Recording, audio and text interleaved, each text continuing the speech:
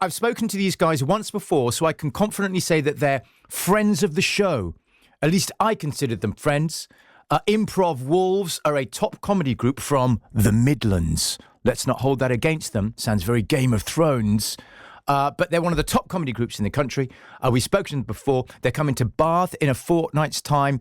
And Robert Lane is from the group and joins me now. Good morning, Robert.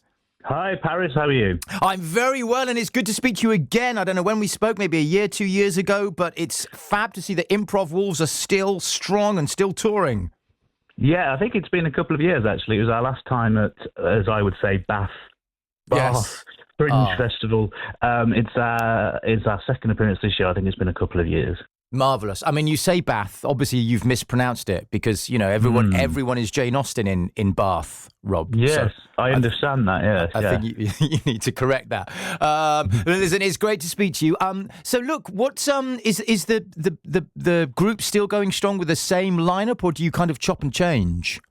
I think when we were in Bath last time, there was 3 of the 4 that we now have. So there's myself, Lawrence Saunders, Lee Goodall, and Emma New, who I think is new, actually, since we were in Bath last time around. But it's that regular 4 who've been doing the shows for the last year or so. And is it the classic kind of you just kind of create completely new sketches on the spot and it's all based on audience suggestion and interaction? Is that how pretty much it is? Yeah, that's exactly how we think about it. So we're creating characters and scenes and stories and sometimes songs on the spot, inspired by the things that the audience give us.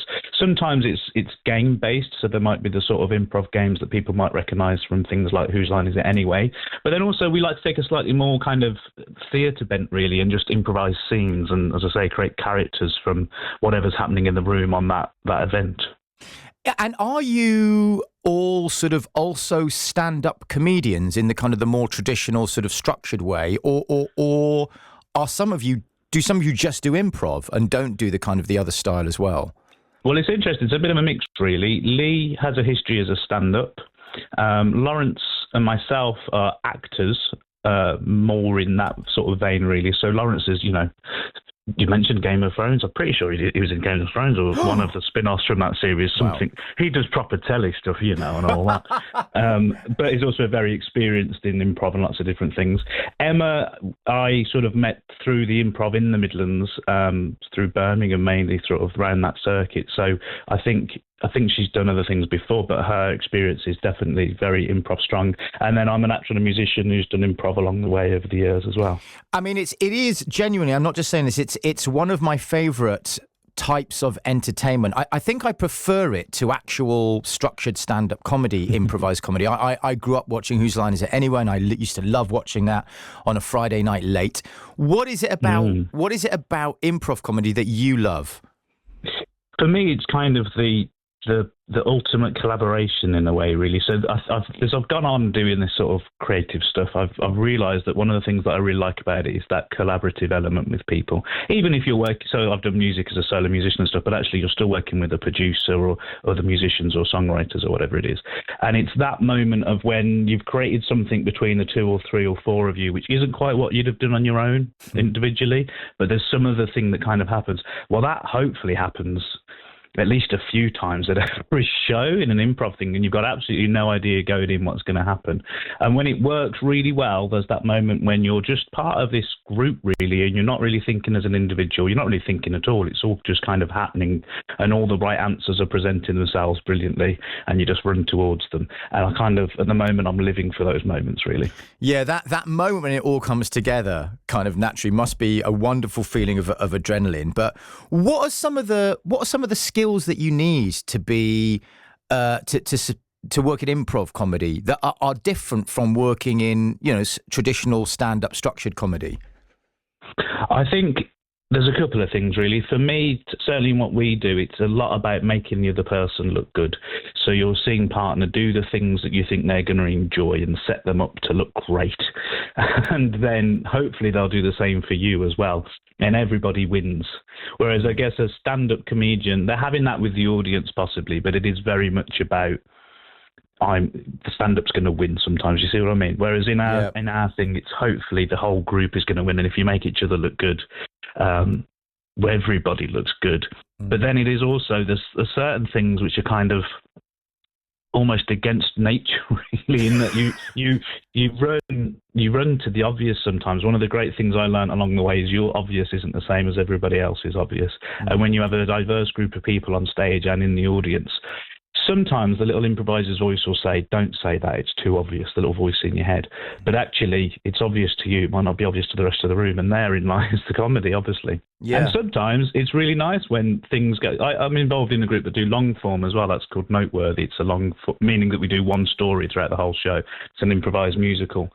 And with that, sometimes it's fantastic for the audience when you actually do the story beats that they want you to do or that they're expecting. And it's kind of fun to run towards that sometimes. Then other times you subvert it. Yeah. So, yeah, there's a couple of different skills, really. But for me, it's that thing of make everybody else feel good. And I guess one of the things you have to do, and that might help make others feel good and look good, is like listening to others, and also knowing when to stay silent, Rob, if you know what I mean. Like, I find one of the hardest things in radio, people say, what's funny? Well, knowing when just to shut the hell up and let other people speak is a real skill that I'm still trying to master, you know?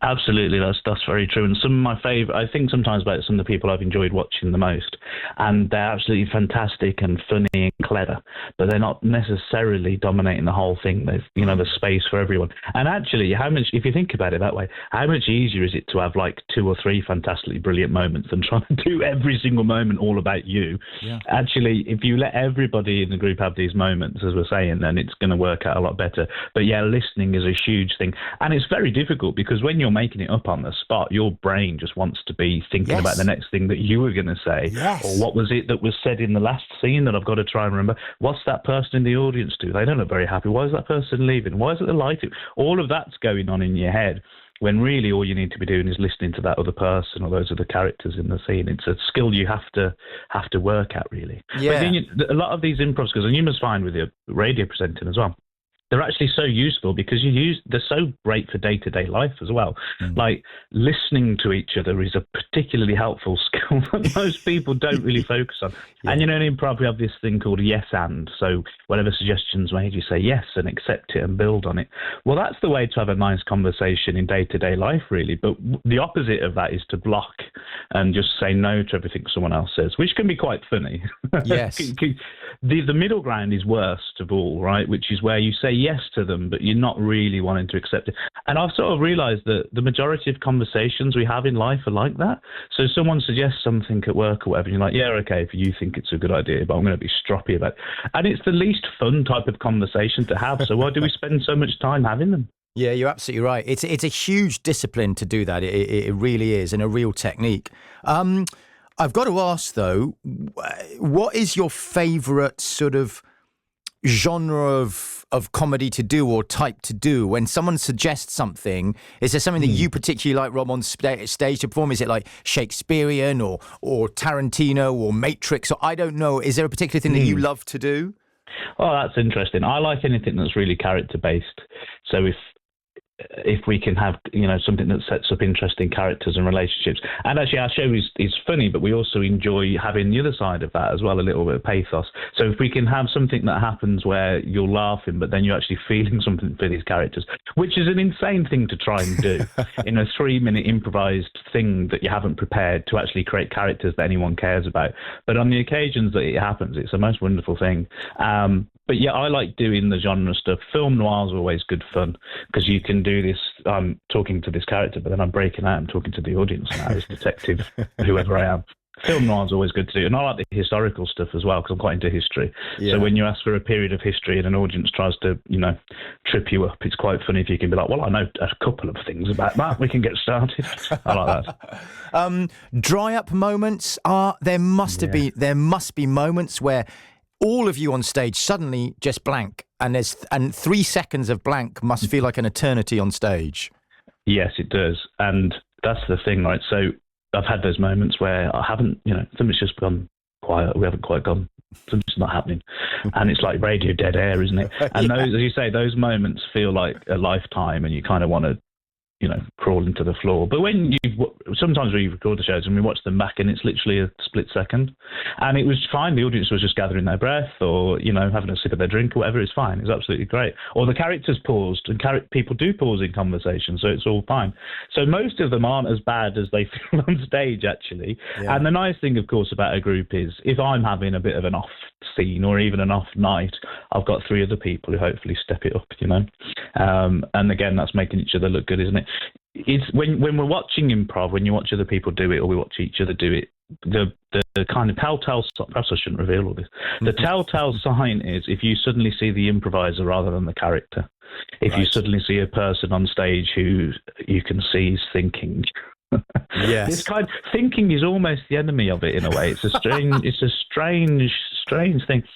But yeah, if we can sort of see the performer rather than the character, sometimes that can be a little bit of a giveaway. Yeah. And sometimes you see that in the eyes of the person you're performing with. And again, that's when, what we like to do, improvisers, in quite a few groups I've been involved in, before the show starts, you might see us slapping each other on the back gently and saying, I've got your back. Oh, that's nice. I've got your back. And it is that thing of whatever happens out there, we've got each other. And also, everything is done with the best intention. So if you do something on stage or in scene that I'm not that keen on, or is setting me up for something I don't want to do or whatever, we know it's been with good intentions. We're not going to spend the rest of the tour, the drive home hating each other, because we're not trying to do that kind of stuff. Of course.